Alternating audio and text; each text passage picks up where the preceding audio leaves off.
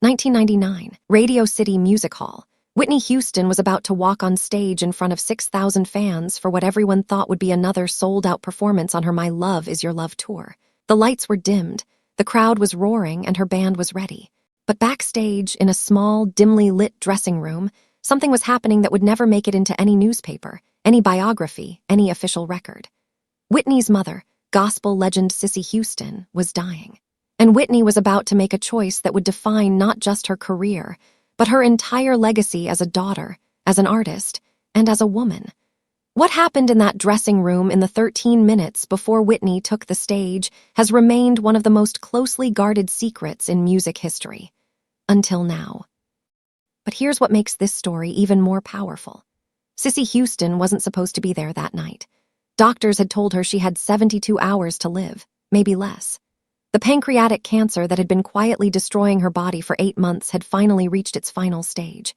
Yet somehow, through sheer force of will and a mother's desperate love, Cissy had checked herself out of Memorial Sloan Kettering Cancer Center, gotten into a car, and demanded to be taken to Radio City Music Hall, because she knew her daughter needed her. Not the superstar Whitney Houston, not the voice that had sold over 200 million records, but the scared little girl who had learned to sing in the New Hope Baptist Church choir, holding her mother's hand. The little girl who was about to face the biggest performance of her life, without knowing if her mother would still be alive when she came off stage. To understand what happened backstage that night, you need to understand the relationship between Whitney Houston and Cissy Houston. This wasn't just a mother and daughter. This was a bond forged in gospel fire, tempered by the brutal realities of the music industry, and tested by fame, addiction, and the weight of impossible expectations. Cissy Houston wasn't just Whitney's mother. She was her first teacher, her fiercest protector, and the voice that had shaped everything Whitney would become. Cissy had been a gospel legend in her own right long before Whitney was born. As a member of the Drinkard Singers and later the Sweet Inspirations, Cissy had sung backup for Aretha Franklin, Elvis Presley, and Dionne Warwick. She had learned her craft in the hardest school imaginable, the black church gospel circuit of the 1950s and 60s, where you either had the voice of God or you had nothing. Cissy Houston had the voice of God, and she had passed it, note for perfect note, to her daughter. Whitney had grown up watching her mother command stages, watching her turn a simple hymn into a spiritual earthquake, watching her make grown men weep with nothing but her voice and her faith. But Cissy had also taught Whitney something else. She had taught her that talent without discipline was nothing. That fame without character was a curse, and that no matter how high you climbed, you never, ever forgot where you came from. By March 1999, Whitney Houston was at a crossroads. The previous 5 years had been brutal. Her marriage to Bobby Brown was disintegrating publicly. Rumors of drug use were becoming impossible to ignore. The tabloids were having a field day with her weight loss, her erratic behavior, her missed appearances. The woman who had once been America's sweetheart was now America's cautionary tale. And through it all, Cissy had been there. Not enabling, not excusing, but loving. Always loving. But now Cissy was dying. And nobody except Whitney's inner circle knew just how sick she really was. Cissy had insisted on keeping her diagnosis private. She didn't want sympathy. She didn't want her daughter's career derailed by her illness. She just wanted to watch Whitney sing one more time before the cancer took her voice, her strength, and finally her life. The My Love Is Your Love tour had been conceived as Whitney's comeback. After years of personal turmoil, this was supposed to be her redemption arc, her return to form, her proof that she was still the greatest voice of her generation. But how do you perform redemption when the person who taught you everything about dignity, faith, and strength is dying 3 rooms away? The morning of March 17th had started with a phone call that changed everything. Whitney was in her suite at the Waldorf Astoria, going through vocal warm-ups when her brother Gary called. Cissy had collapsed at home. The cancer had spread to her lungs. The doctors gave her 3 days at most. Gary was arranging for hospice care. The subtext was clear. If Whitney wanted to see her mother alive, she needed to cancel the show and come to the hospital now. But when Gary called Cissy to tell her the plan, something extraordinary happened. Cissy, barely able to speak above a whisper, had refused. She told Gary in no uncertain terms that she was not going to be the reason Whitney canceled a show. She was not going to let the tabloids have that headline. And more than that, she wanted to hear her daughter sing one more time. Not on a recording, not on television. Live. the way God intended voices to be heard. What followed was a logistical nightmare that somehow transformed into a miracle. Gary and Whitney's tour manager, Stan Brown, coordinated with Cissy's oncologist to arrange a medical transport from the hospital to Radio City Music Hall. They brought oxygen equipment, pain medication, a private nurse, and a gurney that could be converted into a makeshift bed. They commandeered the largest dressing room backstage and turned it into a temporary hospice suite. All of this happened in less than 4 hours, and all of it happened in complete secrecy. By 4 o'clock that afternoon, Cissy Houston was backstage at Radio City Music Hall, lying in a hospital bed, connected to an oxygen machine, her once powerful frame now reduced to barely 90 pounds. But her eyes were alert, and she was humming. Even dying, even struggling for every breath, Cissy Houston was humming the hymns that had been the soundtrack of her entire life. Whitney arrived at the venue at 5:30 for her 7 o'clock call time. She was already emotionally fragile. The past week had been a roller coaster of canceled doctor appointments, emergency calls, and the slow, agonizing realization that her mother was not going to beat this. When she walked into the dressing room and saw Cissy in that hospital bed, she broke down completely. Not the composed public crying of a celebrity at a funeral. This was raw, primal grief, the kind of crying that comes from somewhere deeper than words can reach. Cissy, even in her weakened state, did what she had always done. She became the strong one. She reached out her hand, which was now mostly bone and translucent skin, and she pulled Whitney close. And then she said something that would change the course of that entire evening. She said, "Baby, I didn't come here to watch you cry. I came here to watch you sing." Whitney tried to compose herself. She wiped her eyes. She took deep breaths, but she couldn't stop shaking. "Mama," she said, her voice barely above a whisper, "I don't know if I can do this. I don't know if I can go out there and pretend everything is okay when you're here like this." Cissy's response was immediate and fierce. "You're not pretending anything. You're honoring the gift God gave you, and you're honoring me by using it. Now stop feeling sorry for yourself and start feeling grateful you still have a voice to sing with." It was vintage Cissy Houston. Even dying, even in unimaginable pain, she was still teaching, still pushing, still demanding that her daughter be the best version of herself. But then something happened that nobody expected. Cissy asked Whitney to sing for her. Not on stage, not for the crowd. Right there in that dressing room in the 13 minutes before Whitney had to walk on stage. What Whitney did next has never been reported in any interview, any documentary, any authorized biography.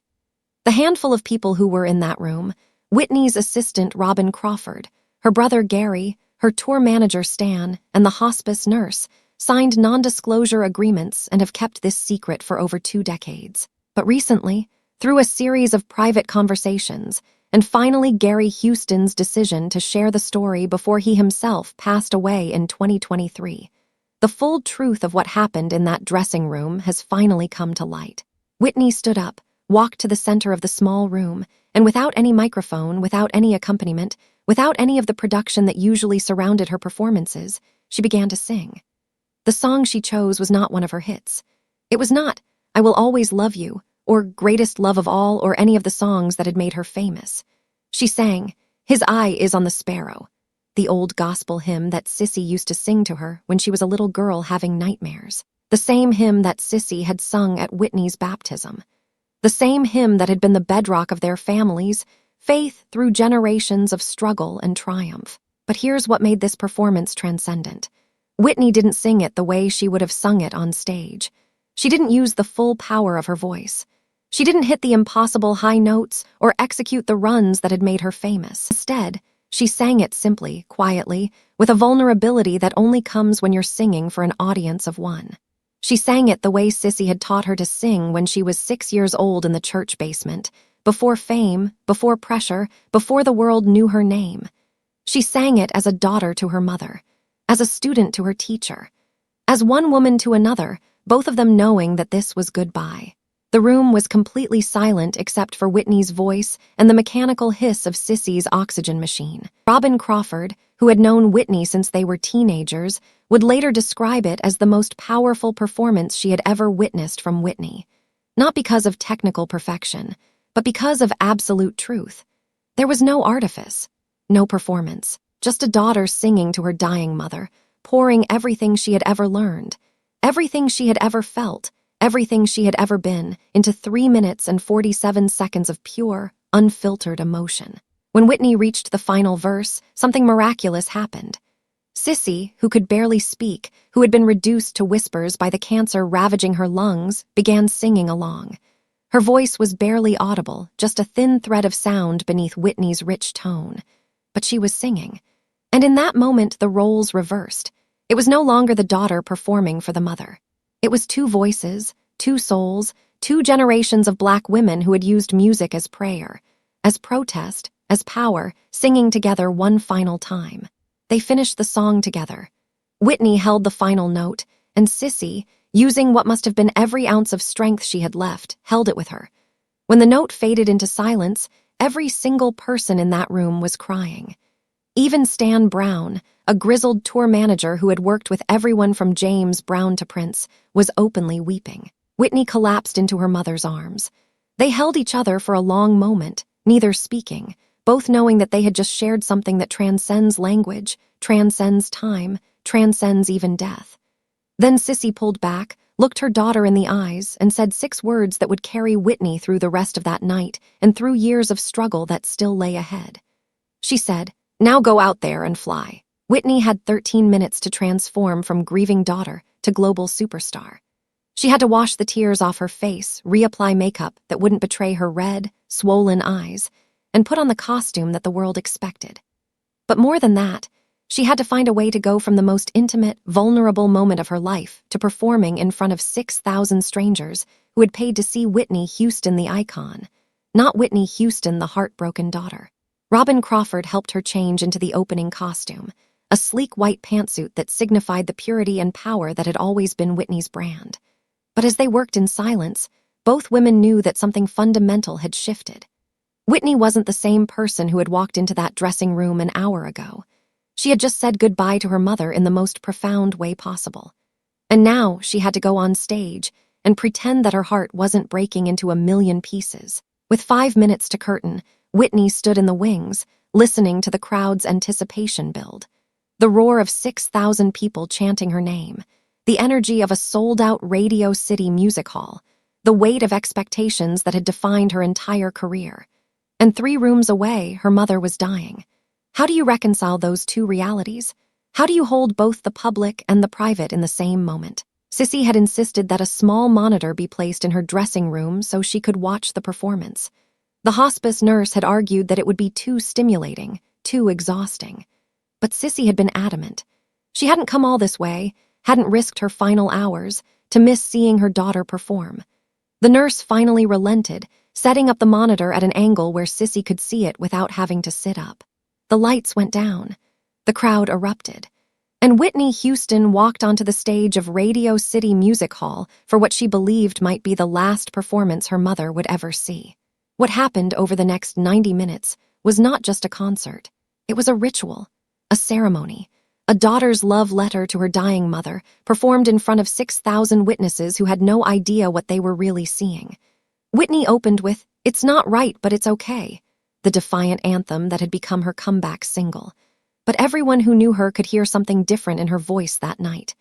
There was a rawness, a desperation, an edge of pain that made every note cut deeper than usual.